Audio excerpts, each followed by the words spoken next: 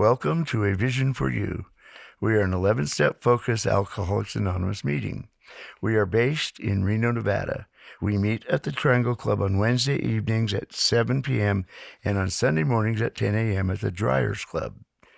We use prayer and meditation to receive peace of mind and to pursue unity and fellowship inside and outside of these rooms. All are welcome at whatever level you are at today. Hello, my name is Pam, and I am an alcoholic. We're going to begin a 12-step meditation with the focus on emotional sobriety. Let's begin to ease our way into meditation with a simple breathing exercise.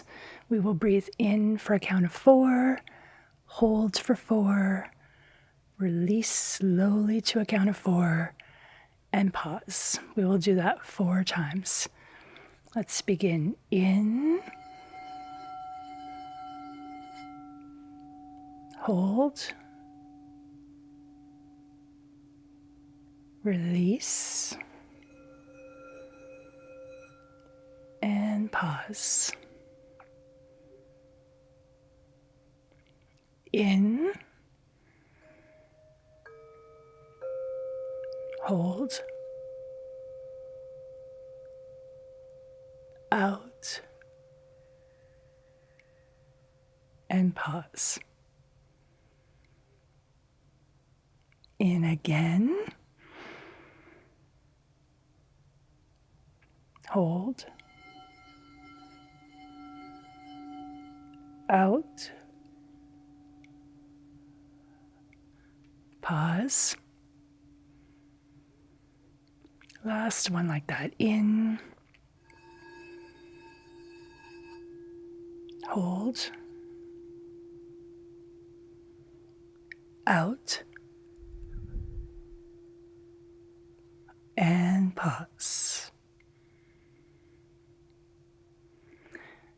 Now for the rest of this meditation, you don't have to control your breath in any way, but if you can find a low, slow rhythm and come back to your breath whenever thoughts start to drag you away, just return to your breathing. That is always your safe vehicle home to yourself, each and every time.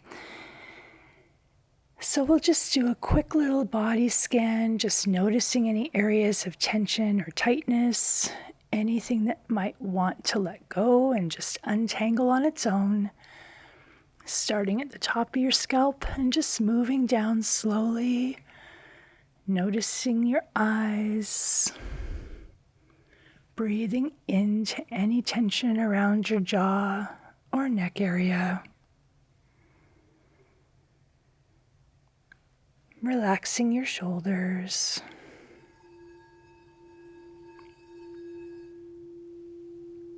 Noticing the rising and falling of your chest with each breath in and out.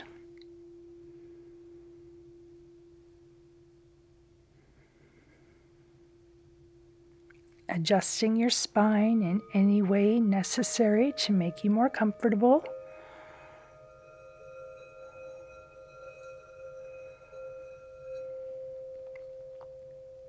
Sinking into the chair or whatever surface you are sitting or laying on. Relax your hips. Relax your pelvis.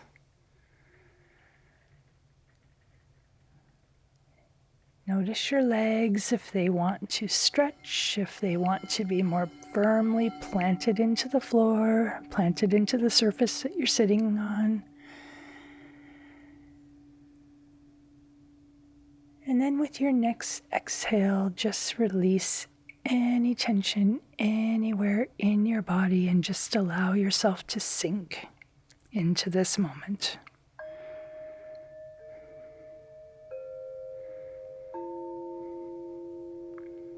Nothing to do here, nowhere else that you need to be. Just being present is the only thing that this moment demands of you.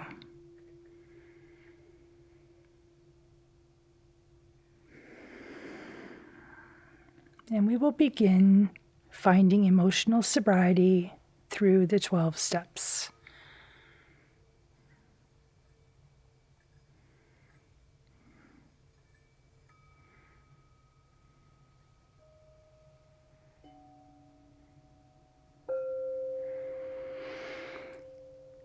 I don't know about you, but when I came into this program, I mistakenly thought that once I quit drinking, everything would be fine and I would be happy. I honestly believed that drinking was my problem, my only problem, meaning that basically the problem had nothing to do with me. I now know that I have a problem with drinking. And what that means is that even if I take drinking away, I still have a problem. I'm an alcoholic, and when I'm not drinking, I'm a sober alcoholic. And a genuinely nicer person. I now know that drinking is a manifestation of my disease.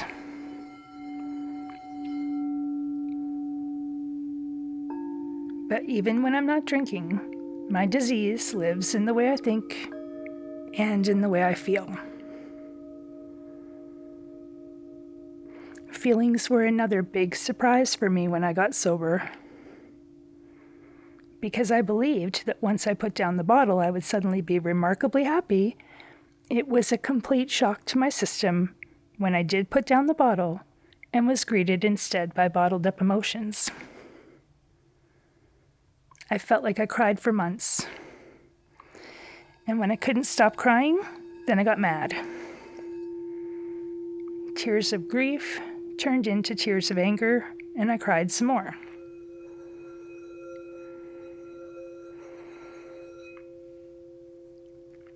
When people tried to comfort me, that brought tears of self-pity, and I cried even more. I was anything but a dry drunk. I was a sloppy, sobbing, wet drunk who hadn't ingested a drop of liquor for months. Back then, I did not know the term for emotional sobriety.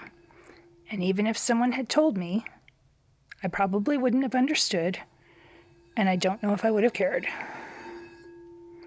All I knew was that I kept coming back to meetings and hearing people talk about the same things I was experiencing, but they weren't feeling that way anymore. They had found peace. They were happy.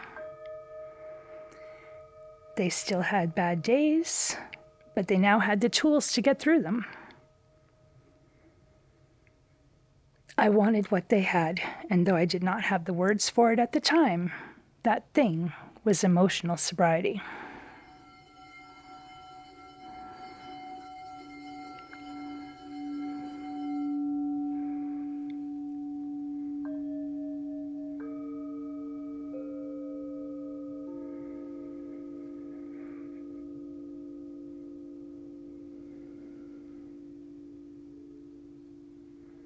Emotional sobriety is complicated, but it generally means being able to recognize, experience, and accept all of our emotions, the full range of them, even the painful ones. It doesn't mean being happy all the time, but it does mean having a healthy relationship with emotions and using positive strategies to cope with the ones that are most challenging. It's a long and complex process to learn how to become emotionally sober because most of us have spent our lives either running from, ignoring, or numbing away our emotions.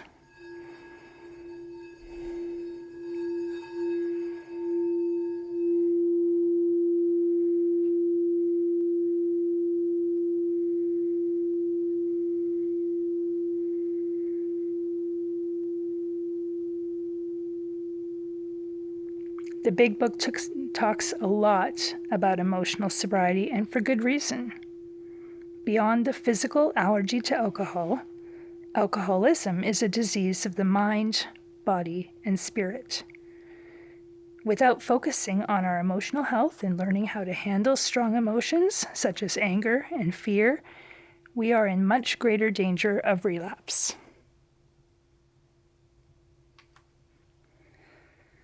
In my daily life, I can avoid alcohol, but I cannot avoid emotions, either mine or those of other people. So I had to learn how to cope with them in a healthy way.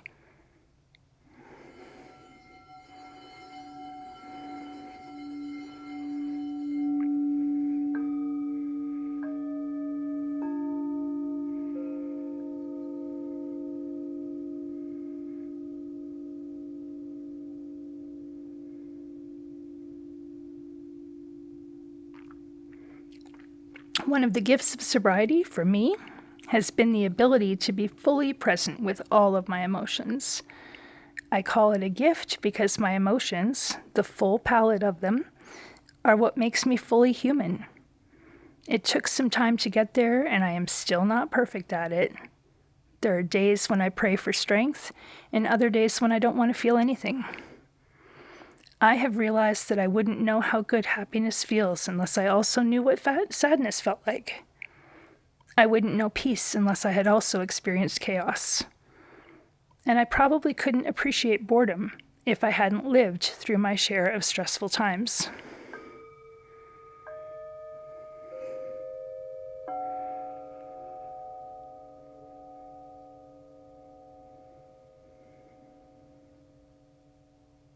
With so many examples of emotions, and there are dozens of them in the big book, how do we find our way toward emotional sobriety through the 12 steps? Step 1. We admitted we were powerless over alcohol, that our lives had become unmanageable.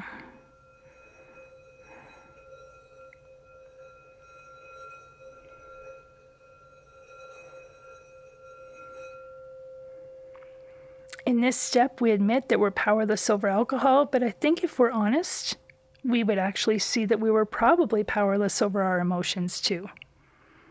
It was fear, and a lot of it, that brought me into these rooms in the first place. I was terrified that this disease would kill me, but that wasn't my only fear. I felt hopeless, helpless, and in complete despair.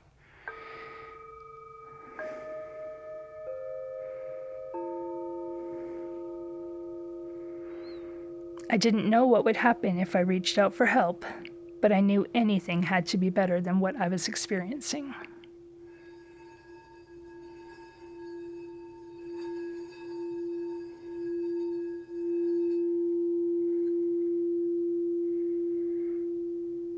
Step 2.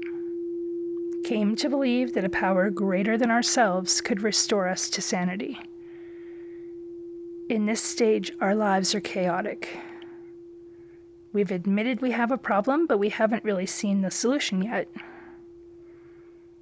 Our big book describes many difficulties we may still have at this stage.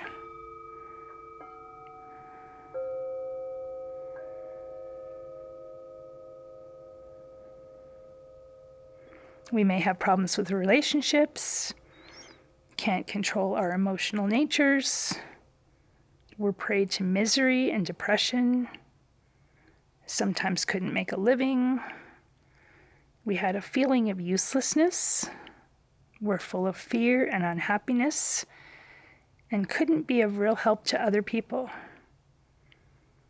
We needed help, and in this step we begin to look for something outside of ourselves that can provide the kind of support we need to begin our path out of the darkness we've been experiencing.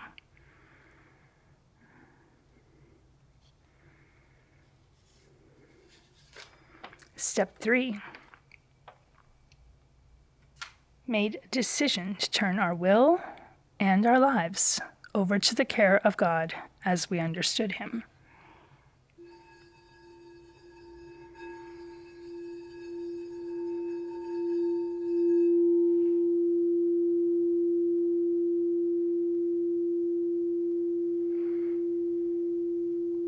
The spiritual principle behind this step is faith, and it isn't hard to imagine how this step might also bring us closer to emotional sobriety too.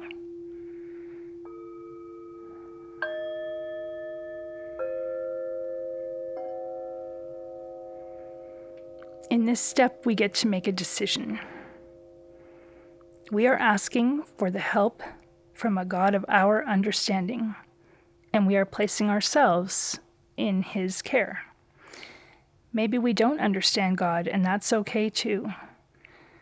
We don't need to have God as our higher power. We can have Mother Earth, a great spirit, the universe, maybe even the AA group itself. This is a loving choice that we get to make. We get to decide for ourselves what, when, and how we turn our lives over. And sometimes we make this decision over and over again with a new version of our higher power as we continue to grow in our understanding of him, her, or it. Developing this little bit of trust instead of just a whole lot of fear is the point of this step.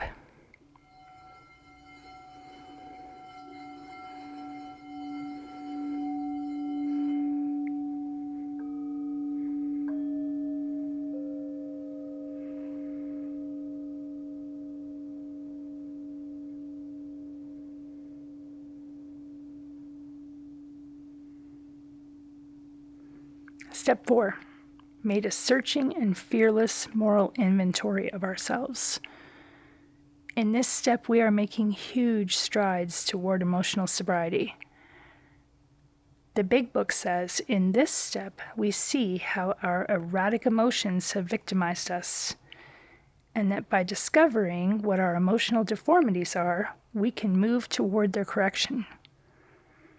So what do? We make a list of our fears, resentments, harms done to others, and sexual misconduct. What we learn about ourselves in step 4 is the root causes of our addictive behaviors. We learn that nearly every emotional problem can be seen as a case of misdirected instinct. So we learn by taking a deep look within ourselves that we are not bad people, but we do need to learn some new coping mechanisms.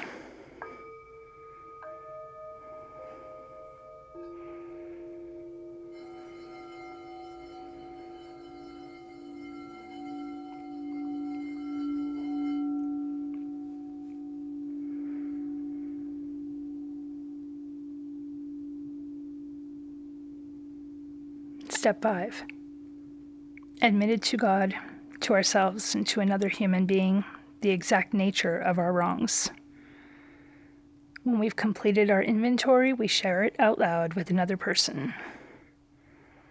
This person can be our sponsor, but it doesn't have to be. There is a phrase that we hear over and over again in our program. We are only as sick as our secrets.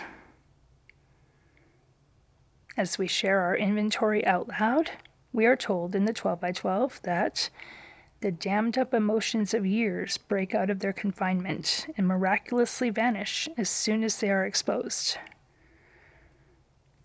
Part of developing emotional sobriety is being able to release that which no longer serves us.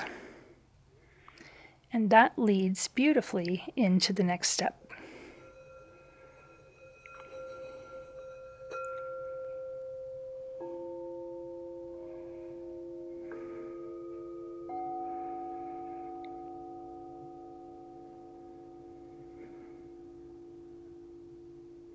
Step 6. We're entirely ready to have God remove all these defects of character. Defects of character can be viewed as any thought, feeling, or action that does not express our true spiritual nature. And these are things that keep us from our emotional sobriety. For some of us, this is a difficult step. We may not be ready to let go of all our character defects. Some of our defects of character have been around for a long time, maybe even since childhood.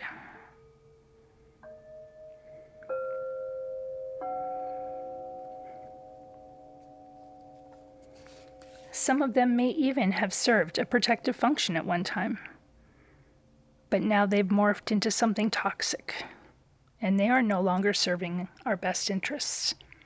So we have to let them go.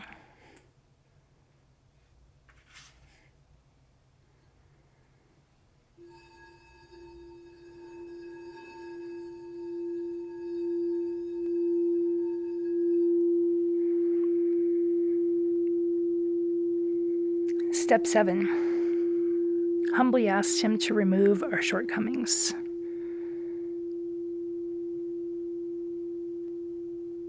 In the previous step, we were able to identify our character defects and become willing to have them removed. Character defects and shortcomings are the same thing. They are thoughts, feelings, and actions that no longer serve us and may actually be standing in the way of our full emotional sobriety. So we ask for them to be removed. And this may be a process that we return to over and over again as we continue our recovery and discover deeper layers of ourselves.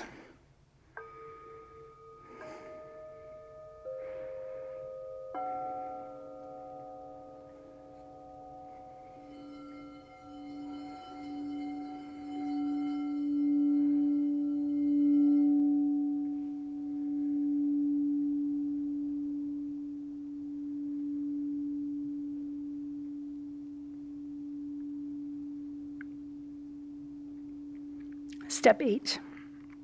Made a list of all persons we had harmed and became willing to make amends to them all. We've already made a start on this step as part of the inventory we did in step 4, but our big book tells us that there may be more work to do here, particularly as it relates to emotional recovery.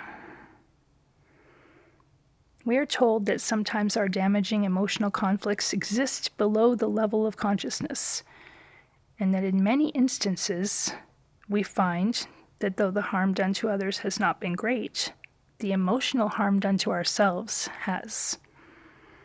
It's an important lesson here to remember that emotional harm to self counts, and that we need to include ourselves on that list of amends, because certainly we have done emotional damage to ourselves and others as a result of our addictive behaviors.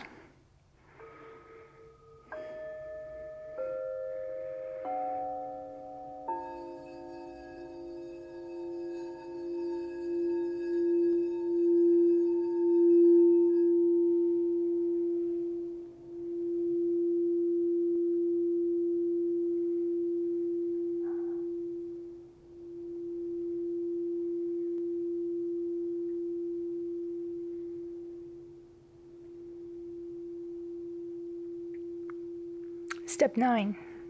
Made direct amends to such people wherever possible, except when to do so would injure them or others. This is a frightening step for many people, and some actually question whether opening up emotional wounds is more healing than damaging.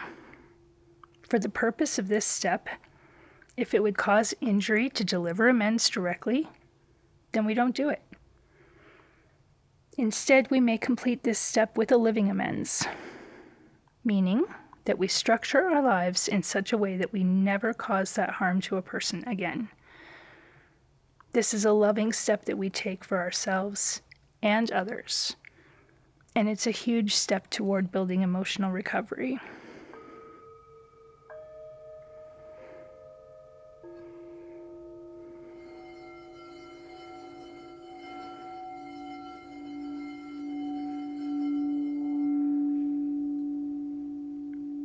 Step 10. Continued to take personal inventory, and when we were wrong, promptly admitted it. In step 10, we learn many tools with which to live on life's terms and stay sober while we're doing it. Our 12 by 12 asks us, can we stay sober, keep in emotional balance, and live to good purpose under all conditions? In this step, we're even warned of emotional booby traps, such as anger, that can lead us back to drinking. Even if we don't relapse, we can suffer from emotional hangovers. To prevent this, we're given a series of questions to ask ourselves at the end of each day. Were we resentful, selfish, dishonest, or afraid? Do we owe an apology? Have we kept something to ourselves that should be discussed with another at once? Were we kind and loving toward all? What could we have done better? Were we thinking of ourselves most of the time, or were we thinking of what we could do for others? what we could pack into the stream of life.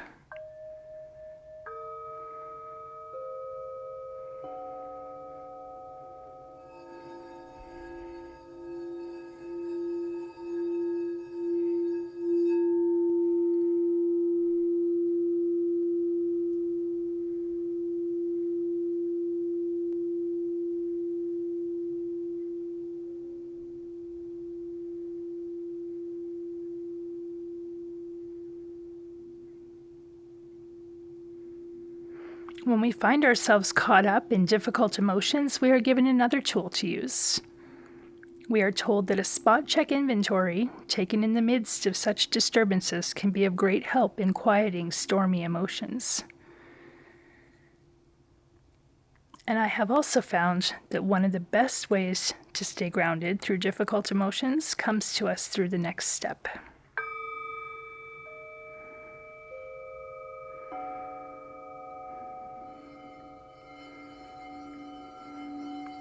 Step 11. Sought through prayer and meditation to improve our conscious contact with God as we understood Him, praying only for knowledge of His will for us and the power to carry that out.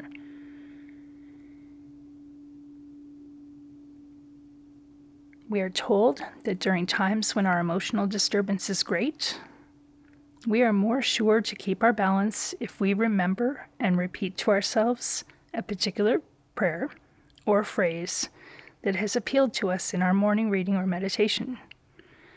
So on a daily basis, we continue to work on our emotional sobriety by seeking connection with and direction from our higher power.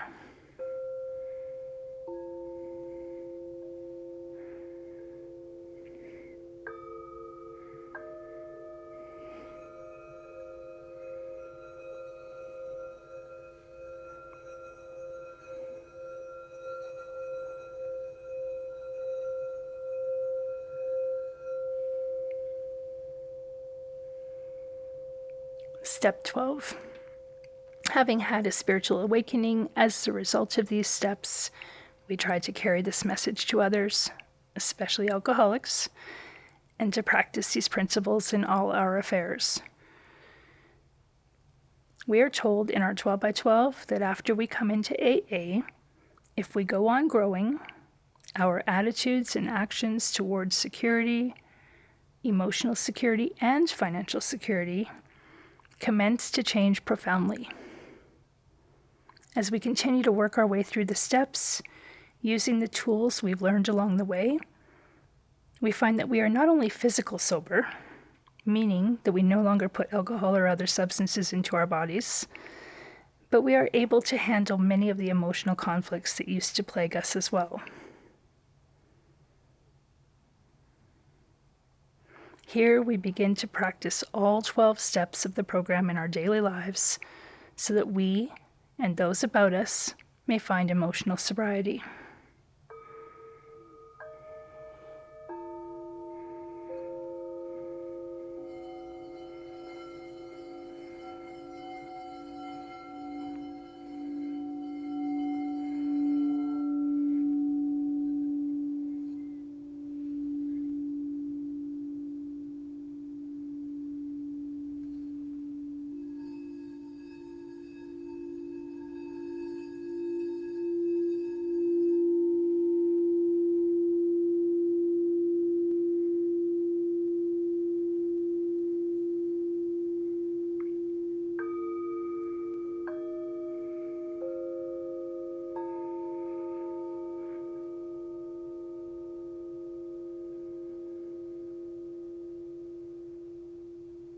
And that concludes our journey toward emotional sobriety through the 12 steps. Let's begin our way back with a deep breath in and out slow. Again, in and release. And on our last one, if it feels good to stretch, you may do that.